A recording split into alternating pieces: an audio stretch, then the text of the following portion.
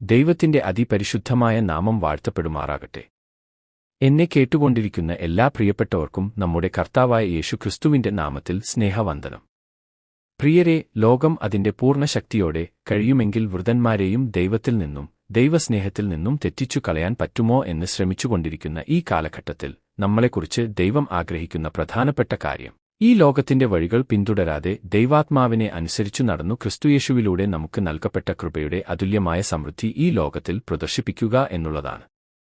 എന്നാൽ പലപ്പോഴും ക്രിസ്തുവിനെ യഥാർത്ഥ നിലയിൽ പിൻഗമിക്കുവാൻ ആഗ്രഹിക്കുന്ന നമ്മളിൽ പലർക്കും നമ്മുടെ വ്യത്യസ്തങ്ങളായ ജീവിത സാഹചര്യങ്ങളിൽ അപ്രതീക്ഷിതമായ വെല്ലുവിളികളും വേദനകളും ജീവിതത്തിൽ കടന്നുവരുമ്പോൾ നമ്മൾ നമ്മളോട് തന്നെ ചോദിക്കാറില്ലേ, ഞാൻ കർത്താവിനെ പൂർണ്ണ മനസ്സോടെ പിന്തുടർന്നിട്ടും എന്റെ ജീവിതത്തിൽ എന്തുകൊണ്ടാണ് ഇപ്രകാരമുള്ള വേദനകൾ കടന്നുവരുന്നതെന്ന്?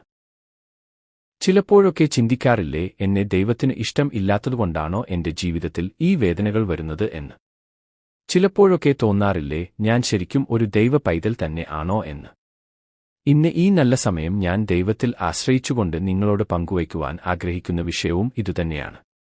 നമുക്ക് എങ്ങനെ ഞാൻ ഒരു യഥാർത്ഥ ദൈവ പൈതൽ ആണോ, അല്ലെങ്കിൽ ദൈവത്തെ യഥാർത്ഥമായി അനുഗമിക്കുന്നവനും അനുകരിക്കുന്നവനും ആണോ എന്ന് എങ്ങനെ സ്വയം ശോധന ചെയ്യുവാൻ കഴിയും? ഈ ചിന്തയ്ക്ക് ആധാരമായി വിശുദ്ധ ബൈബിളിൽ നിന്നും ഒരു വേദഭാഗം നമുക്ക് വായിക്കാം. അപ്പോസ്തോലനായ പൗലോസ് തെസ്സലോനിക്കെ സഭയ്ക്ക് എഴുതിയ 1-ാം ലേഖനം 1-ാം അധ്യായം അതിന്റെ 6 മുതൽ 8 വരെയുള്ള വാക്യങ്ങൾ. ബഹുകഷ്ടം സഹിക്കേണ്ടി വന്നിട്ടും നിങ്ങൾ പരിശുദ്ധാത്മാവിന്റെ സന്തോഷത്തോടെ വചനം കൈക്കൊണ്ട് ഞങ്ങൾക്കും കർത്താവിനും അനുകാരികളായി തീർന്നു. അങ്ങനെ നിങ്ങൾ മക്കെദോന്യയിലും അഖായയിലും വിശ്വസിക്കുന്നവർക്കും എല്ലാവർക്കും മാതൃകയായിത്തീർന്നു. നിങ്ങളുടെ അടുക്കൽ നിന്നു കർത്താവിന്റെ വചനം മുഴങ്ങിച്ചെന്നത് മക്കെദോന്യയിലും അഖായയിലും മാത്രമല്ല, എല്ലായിടവും നിങ്ങൾക്ക് ദൈവത്തിൽ ഉള്ള വിശ്വാസം പ്രസിദ്ധമായിരിക്കുന്നു.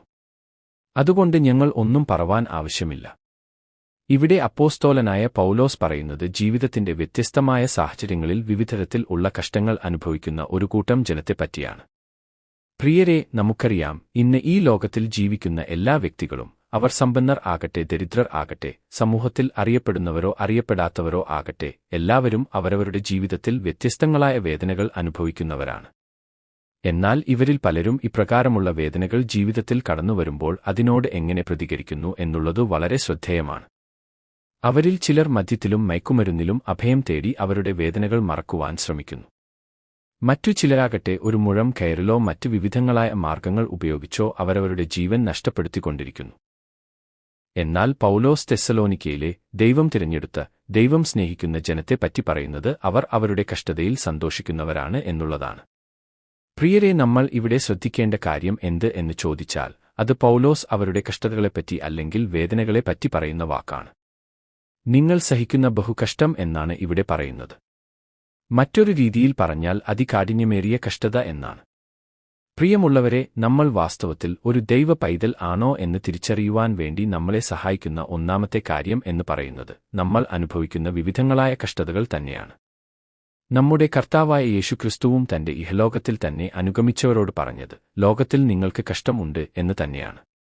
അതുകൊണ്ടുതന്നെ എന്നെ കേൾക്കുന്ന എന്റെ പ്രിയപ്പെട്ടവരെ, നിങ്ങൾ ഈ സന്ദേശം കേട്ടുകൊണ്ടിരിക്കുമ്പോൾ ഏതെങ്കിലും തരത്തിലുള്ള കഷ്ടതകളിലൂടെയും പരിശോധനകളിലൂടെയും കടന്നു പോകുന്നവർ ആണോ?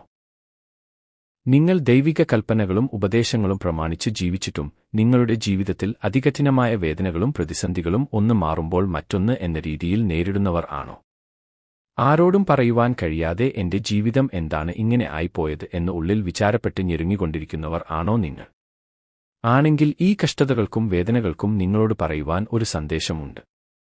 അതെ, നിങ്ങൾ വാസ്തവമായും ദൈവത്താൽ സ്നേഹിക്കപ്പെടുന്നവരും ദൈവത്തിന്റെ സ്വന്തമക്കളും ആണ്. രണ്ടാമതായി, ഈ വേദഭാഗത്തുനിന്നും നമ്മൾ മനസ്സിലാക്കേണ്ടുന്ന അടുത്ത സന്ദേശം എന്ന് പറയുന്നത് തെസ്സലോനിക്കെ സഭ അവർ അനുഭവിച്ചുകൊണ്ടിരിക്കുന്ന ബഹുകഷ്ടതയോട് പ്രതികരിച്ച രീതിയാണ്. ഇവിടെ നമ്മൾ വായിക്കുന്നത് ജീവിതത്തിന്റെ വ്യത്യസ്തങ്ങളായ തുറകളിൽ അവർ സഹിച്ച കഷ്ടം വലുതായിരുന്നുവെങ്കിലും അവർ ആ കഷ്ടതയുടെ നടുവിൽ ദൈവവചനത്തിലൂടെ പരിശുദ്ധാത്മാവിൽ സന്തോഷിച്ചു എന്നുള്ളതാണ്. നാം മുൻപ് കേട്ടതുപോലെ ലോകമോഹങ്ങളിൽ ഭ്രമിച്ചു നടക്കുന്ന വ്യക്തികൾ അവരുടെ ജീവിതത്തിൽ പ്രശ്നങ്ങളും പ്രതികൂലങ്ങളും കടന്നുവരുമ്പോൾ താൽക്കാലിക ആശ്വാസം പകർന്നു നിത്യനരകത്തിലേക്ക് അവരെ കൊണ്ടുപോകുന്ന പലതിലും ആശ്രയിച്ചുകൊണ്ട് ഈ ലോകത്തിൽ നിന്ന് മാറ്റപ്പെട്ടു പോകുമ്പോൾ ദൈവത്തെ സ്നേഹിക്കുന്നവരും ദൈവം സ്നേഹിക്കുന്നവരും ആയ ഒരു യഥാർത്ഥ ദൈവ പൈതലിന്റെ പ്രത്യേകത തന്റെ ജീവിതത്തിൽ വിവിധങ്ങളായ കാഠിന്യമേറിയ കഷ്ടതകളും നിൽക്കുവാൻ കഴിയാത്ത വേദനകളും കടന്നുവരുമ്പോൾ ലോകത്തിൽ ആശ്രയിക്കാതെ ദൈവവചനത്തിൽ ആശ്രയിച്ചുകൊണ്ട് പരിശുദ്ധാത്മാവിൻ സഹായത്താൽ അവർ ആ കഷ്ടതയിൽ സന്തോഷിക്കും എന്നുള്ളതാണ്. ഈ സന്ദേശം കേട്ടുകൊണ്ടിരിക്കുന്ന എന്റെ പ്രിയപ്പെട്ടവരോട് ഞാനൊരു കാര്യം ചോദിക്കട്ടെ. നിങ്ങൾ നിങ്ങളുടെ ജീവിതത്തിൽ വിവിധങ്ങളായ കഷ്ടതകളും വേദനകളും കടന്നുവരുമ്പോൾ അതിനോട് നിങ്ങൾ പ്രതികരിക്കുന്ന രീതി എങ്ങനെയുള്ളതാണ്? നിങ്ങൾ വേദനകൾ വരുമ്പോൾ ഈ വേദന എന്തിന് എന്റെ ജീവിതത്തിൽ വന്നു എന്ന് ചോദിച്ചുകൊണ്ട് ദൈവത്തോട് പിറുപിറുക്കുന്നവർ ആണോ? അതോ ഈ വേദനകൾ എങ്ങനെയെങ്കിലും എന്റെ ജീവിതത്തിൽ നിന്നും മാറ്റിത്തരണമെന്ന് ദൈവത്തോട് പ്രാർത്ഥിക്കുന്നവർ ആണോ? ആണെങ്കിൽ ഞാൻ നിങ്ങളോട് പറയട്ടെ, നിങ്ങൾ നിങ്ങളുടെ പിറുപിറുപ്പുകൾ മാറ്റുക. നിങ്ങളുടെ പ്രാർത്ഥന ശൈലികൾ മാറ്റുക. പകരം ഈ കഷ്ടതയുടെ നടുവിൽ കൂടി ഞാൻ കടന്നുപോകുമ്പോൾ ഈ വേദനയിൽ നിന്നും പരിശോധനകളിൽ നിന്നും ഞാൻ പഠിക്കേണ്ടതായ കാര്യങ്ങൾ പഠിച്ചു ദൈവം ആഗ്രഹിക്കുന്ന നിലവാരത്തിൽ പുറത്തുവരേണ്ടതിനായി ദൈവത്തോട് പ്രാർത്ഥിക്കുക. കഷ്ടതകളും പ്രതികൂലങ്ങളും മാറുന്നതിനു വേണ്ടി പ്രാർത്ഥിക്കുന്നതിന് പകരമായി കഷ്ടതയിൽ വെളിപ്പെടുന്ന വേദനകളിൽ താങ്ങുന്ന ദൈവകൃപയ്ക്കായി, ദൈവിക സന്തോഷത്തിനായി നമുക്ക് പ്രാർത്ഥിക്കാം. ഞാൻ ഇങ്ങനെ പറയാനുള്ള കാരണം നമ്മൾ ചിന്തിച്ചുകൊണ്ടിരിക്കുന്ന വേദഭാഗത്തിന്റെ 7-ാമത്തേതും 8-ാമത്തേതും ആയ വാക്യങ്ങളാണ്. ഇവിടെ നാം വായിക്കുന്നു, ബഹുകഷ്ടം സഹിച്ച, കഷ്ടതയിൽ സന്തോഷിച്ച തെസ്സലോനിക്കയിലെ സഭ ദൈവത്തിൽ വിശ്വസിക്കുന്ന എല്ലാവർക്കും മാതൃകയായി തീരുവാനും അവരുടെ ദൈവവിശ്വാസം എല്ലായിടത്തും പ്രസിദ്ധമാകുവാനും ഇടയായി എന്നുള്ളതാണ്. ഈ ഭാഗത്തു നിന്നും നമുക്ക് കാണാൻ കഴിയുന്ന മറ്റൊരു പ്രധാന കാര്യം, പൗലോസ് തന്റെ സുവിശേഷീകരണ പ്രവർത്തനങ്ങളിൽ കഷ്ടതകളെപ്പറ്റിയും കഷ്ടതകളോട് ഒരു ദൈവ പൈതൽ എപ്രകാരമാണ് പ്രതികരിക്കേണ്ടത് എന്നും തന്റെ കേൾവിക്കാരോട് ഒരുപാട് സംസാരിക്കുന്നതിന് പകരം തെസ്സലോനിക്കയിലെ സഭയെ നിങ്ങൾ മാതൃക ആക്കണമെന്ന് പറയത്തക്ക രീതിയിൽ ദൈവം അവരെ പണിതെടുത്തു എന്നുള്ളതാണ്. പ്രിയപ്പെട്ടവരെ, നമ്മൾ ഇപ്പോൾ അനുഭവിക്കുന്ന വേദനകൾ ഒരുപക്ഷേ നമുക്ക് വളരെയധികം കാഠിന്യം ഏറിയത് ആയിരിക്കാം. എന്നാൽ അതിന്റെ മധ്യത്തിൽ നമുക്ക് പിടിച്ചു നിൽക്കാൻ കഴിഞ്ഞാൽ, കർത്താവിൽ സന്തോഷിക്കാൻ കഴിഞ്ഞാൽ, ഈ വേദനകൾ നമ്മെ അതിശ്രേഷ്ഠരാക്കി മാറ്റുക തന്നെ ചെയ്യും. ഒരുപക്ഷേ നമ്മുടെ ജീവിതം എങ്ങനെയാകും എന്ന് ചോദിച്ചുകൊണ്ട് സദാസമയവും നമ്മളെ നിരീക്ഷിച്ചുകൊണ്ടിരിക്കുന്ന ഒരുപാട് വ്യക്തികൾ നമ്മുടെ ചുറ്റുപാടുകളിലും ചാർച്ചക്കാരുടെ ഇടയിലുമായി ഉണ്ടാകാം. നമ്മളെ നോക്കി ജീവിതം പഠിക്കുന്ന കുഞ്ഞുങ്ങൾ ഉണ്ടാകാം. നമുക്ക് നമ്മുടെ ജീവിതത്തിൽ ദൈവം അനുവദിക്കുന്ന കഷ്ടതയിൽ സന്തോഷിക്കാൻ കഴിഞ്ഞാൽ, കർത്താവിൽ ആശ്രയിച്ച് കഷ്ടതയിൽ ആനന്ദിക്കാൻ കഴിഞ്ഞാൽ, നമുക്ക് സദാസമയം നമ്മളെ വീക്ഷിച്ചുകൊണ്ട് ഇരിക്കുന്നവരെ ക്രിസ്തുവിന്റെ പാതയിലേക്ക് ആനയിക്കുവാൻ അവരോട് അധികമായി സുവിശേഷം പറയേണ്ടുന്ന സാഹചര്യം ആവശ്യമായി വരില്ല. കാരണം ഒരു ദൈവ പൈതലിനെ ദൈവം എങ്ങനെയാണോ പരിപാലിക്കുന്നതു എന്നുള്ള കാര്യം അവർ നമ്മളിലൂടെ കണ്ടുകൊണ്ടിരിക്കുകയാണ്. പിൽക്കാലങ്ങളിൽ അവരുടെ ക്രിസ്തീയ ജീവിതത്തിൽ ഏതെങ്കിലും തരത്തിലുള്ള പ്രയാസങ്ങൾ കടന്നുവരുമ്പോൾ നമ്മൾ നമ്മുടെ വേദനകളെ ക്രിസ്തുവിൽ സന്തോഷത്തോടെ തരണം ചെയ്തപോലെ ആ പ്രതിസന്ധികളെ നേരിടാൻ ഒരുപക്ഷെ നമ്മൾ അറിയാതെ തന്നെ നമ്മൾ അവർക്ക് ഒരു മാതൃകയായിത്തീരും. മാത്രമല്ല, കൂരിരുളിന്റെ അവസ്ഥ പോലെ ജീവിതയാത്രയിൽ പ്രതിസന്ധികളുടെ മധ്യേ എന്തു ചെയ്യണം, എങ്ങനെ ചെയ്യണം, എതിലെ പോകണം എന്ന് വഴി അറിയാതെ നിൽക്കുന്ന അനേകർക്ക് ക്രിസ്തുവിലുള്ള പ്രകാശഭരിതമായ വഴികളെപ്പറ്റി ധൈര്യപൂർവ്വം ഉപദേശിക്കത്തക്ക വിധത്തിൽ ദൈവം നമ്മളെ ഉപയോഗിക്കും എന്നതിൽ യാതൊരു തർക്കവുമില്ല. പ്രിയരെ, നമ്മുടെ ജീവിതത്തിൽ കടന്നുവരുന്ന പ്രതികൂലങ്ങളും വേദനകളും കഷ്ടതകളും ആണ് നമ്മൾ പോലും അറിയാതെ നമ്മളെ ദൈവം ആഗ്രഹിക്കുന്ന തരത്തിൽ, ദൈവത്തെ യഥാർത്ഥത്തിൽ അനുകരിക്കേണ്ട രീതിയിൽ അനുകരിക്കുന്ന ഒരു നല്ല ദൈവപൈതലായി നമ്മളെ പണിതുയർത്തുന്നത്.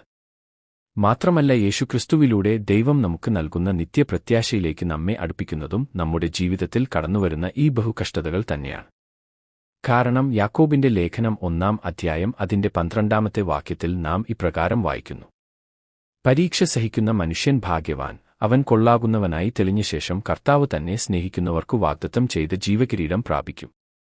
അങ്ങനെയാണെങ്കിൽ ദൈവം നമ്മുടെ ജീവിതത്തിൽ അനുവദിക്കുന്ന വേദനകളിൽ സന്തോഷിക്കുവാനും അതുവഴി ദൈവം ആഗ്രഹിക്കുന്ന തരത്തിൽ ഒരു യഥാർത്ഥ ദൈവ പൈതലായി തീർന്നു. ദൈവമഹത്വം നമ്മളിലൂടെ വെളിപ്പെടുവാനും വേണ്ടുന്ന ദൈവകൃപയ്ക്കായി നമുക്ക് ഈ ദിവസങ്ങളിൽ ദൈവത്തോട് പ്രാർത്ഥിക്കാം.